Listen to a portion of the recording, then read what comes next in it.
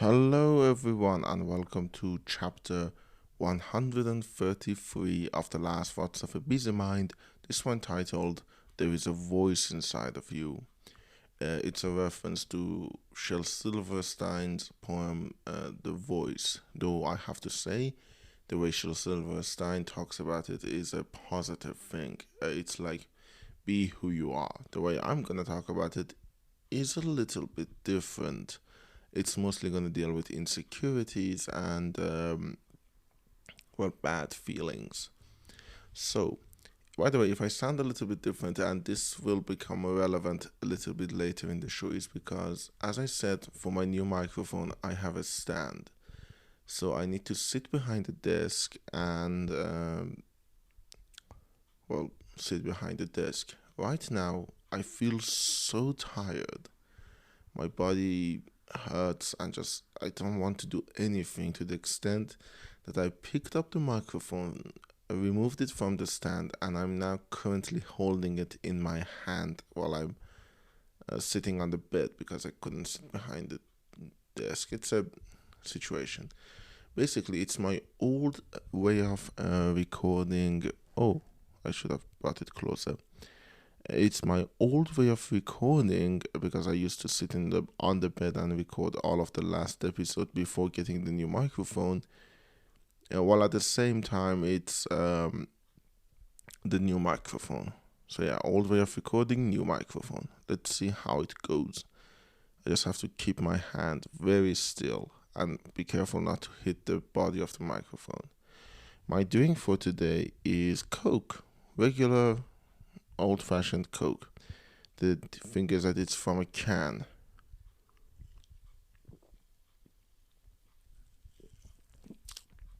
It tastes like Coke, which is Coca-Cola. Now, I'm not drinking cocaine. So, um, good news on some level. First of all, my coughs are better, so there is a chance I might cough less. But if I do feel like one is coming, as usual, I'll make sure to cough, not directly into the microphone. I do have common courtesy. So let's talk about that little voice inside of you. The past week for me has been, um, in one word, extremely tiring and weird. First of all, I did do some editing and I went back to planning some of my days, like planning what to do, what am I gonna do, and stuff like that. And that has been some degree of successful. I did a lot of stuff that, a lot of mundane little stuff that otherwise I would have just left. Sadly, cleaning my room isn't one of them. I'm not surrounded by a surprising number of junk. And I don't mean junk, like empty soda bottles and, yeah, just empty soda bottles. There's a lot of them. And um, the first main thing is, and as it's the thing I've been talking about not constantly for the last few episodes, I went back on editing. I edited not too much, but I did edit um, a bit, and it's like it's a mindset. I'm now back in that mindset, and excluding yesterday, which I was out, and today, which I'm gonna be out. Um, I have edited every day, even a little bit. That helps. And if I keep with that schedule, I think the video will be done in November, and then I can see if I want to release it on November or do a joke and release it on like December. Like my original idea was, oh, I missed Halloween by 2 months. But yeah, it will happen in 2023. That's the good news.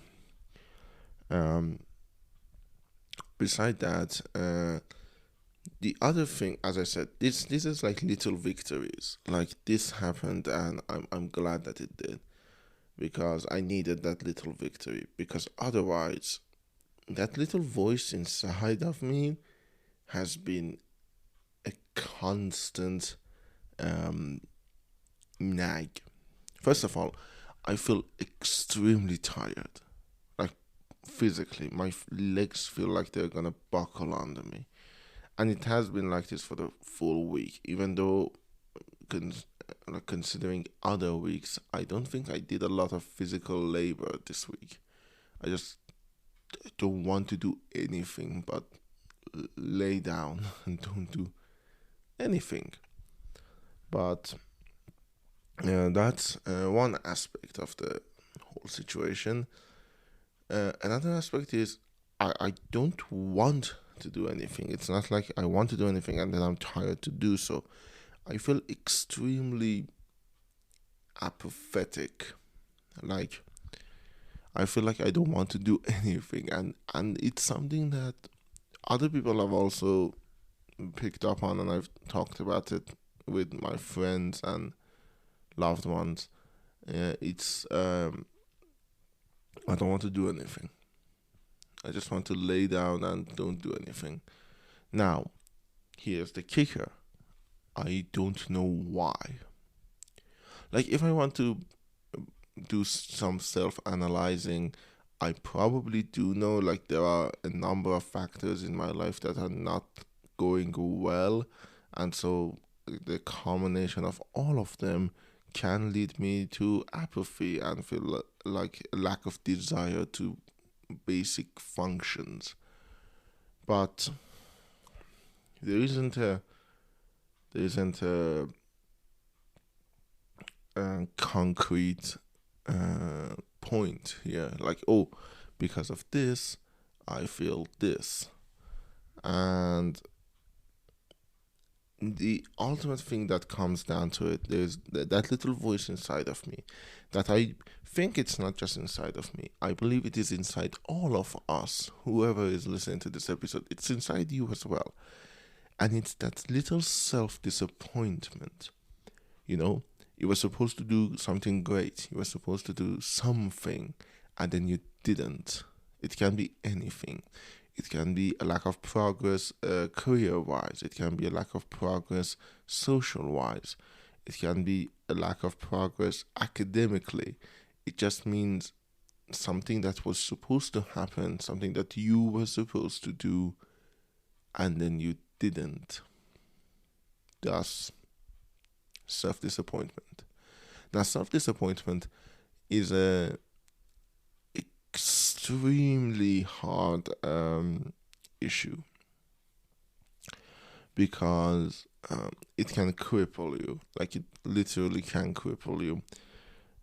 It creates a negative feedback loop. You know, you're self disappointed. You're disappointed because, for example, um, you were supposed to, as I'm looking around, organize your room a little bit so that it feels a little bit less cluttered. So that was the plan. That was something you were supposed to do.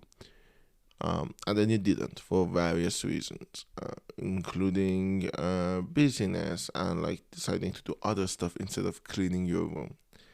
Now, that creates a negative feedback loop in the sense that, oh, why didn't you clean your room? You should be really disappointed in yourself. It's not even that hard. And then you feel disappointed in yourself for not cleaning your room.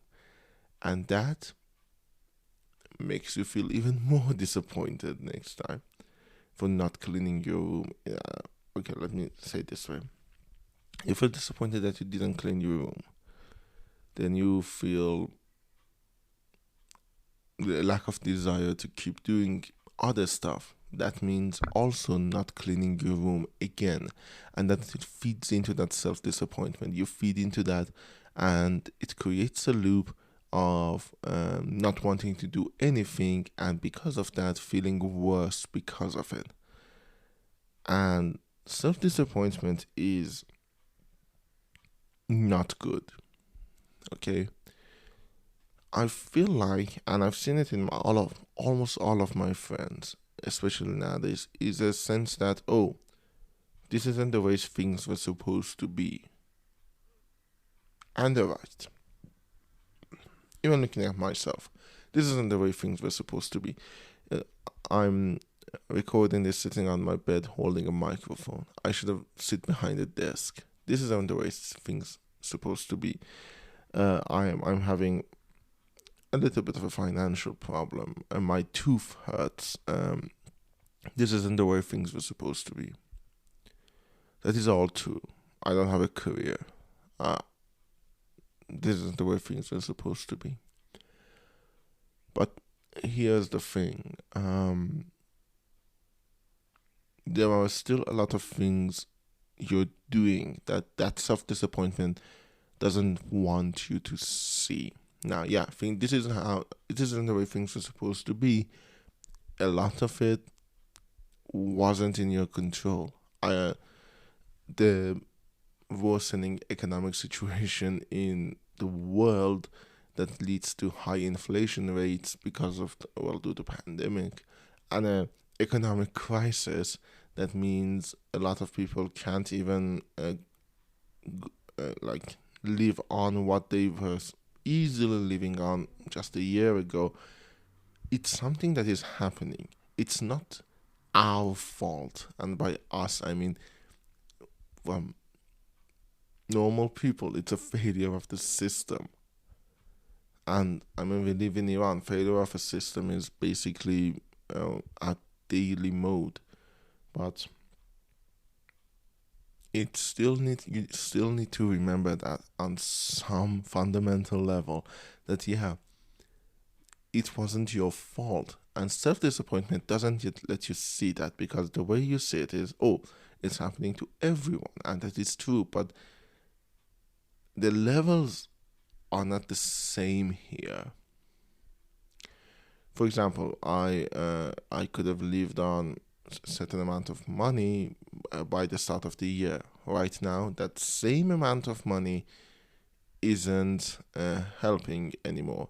Now I can find some side hustles and get into the grind set, but the fact that I didn't want to get into that grinding machine, it doesn't mean I have to be disappointed in myself, because I didn't make the situation like this.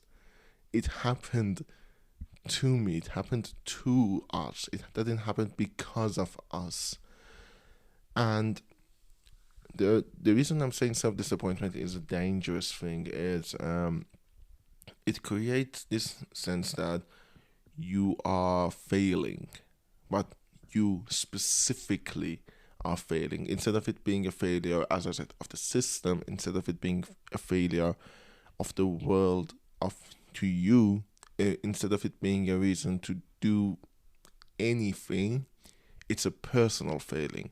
It's it's basically what right wing conservatism is based on, you know?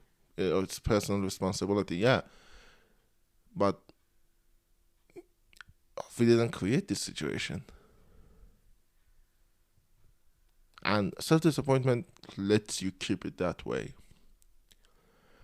And it's constantly like reinvigorated through media as well, but I'm not going to talk about that much. Speaking of media, one of the things I wanted to do since November 26th is the start of the Doctor Who new Doctor Who episode specials, the 60th anniversary specials. I hadn't watched anything from Doctor Who post Revolution of the Daleks, which is the special episode, the Christmas episode for season 12. I didn't watch any of Doctor Who Flux, nor the Eve of Daleks, the Legend of Sea Devils, and the Power of the Doctor. And wow, they're bad.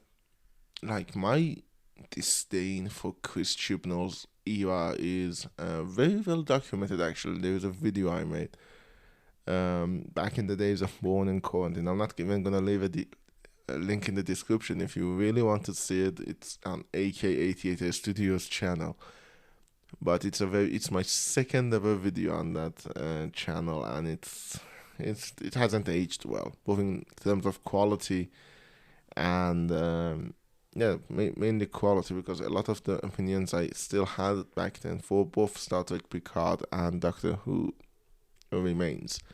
I am deeply, deeply disappointed, and this is not self-disappointment, it's an outside disappointment at Doctor Who Flux. Doctor Who Flux was all fluff and no substance. Like, I am okay with style over substance, but I'm not okay with fluff over nothing, over no substance. And it had none, literally none. It's basically Chris Chibnall trying really hard to justify the shitty decisions he made during season 12 and like the timeless child. And I have a sinking suspicion that when Russell T Davies returns for the next Doctor, 15th Doctor, which is Shruti Gatwa, he's not gonna mention any of the things from the Chris Chibnall era. Like how nobody mentions the silence anymore unless as a joke or something. The way Moffat fucked that up. But yeah. Anyways, complaining about Doctor Who aside, as I was saying, self-disappointment. And as I said, I look back and self-disappointment is such a powerful feeling that you feel like, oh, I haven't done anything. And it comes in other ways too, like because I didn't feel good, I screwed up massively in a couple of social situations. I made other people feel bad, and I made them feel bad about me. And because that feeling of self disappointment, it turns it into self resentment. You feel like, oh, I'm not gonna be better at all. But you have to remember,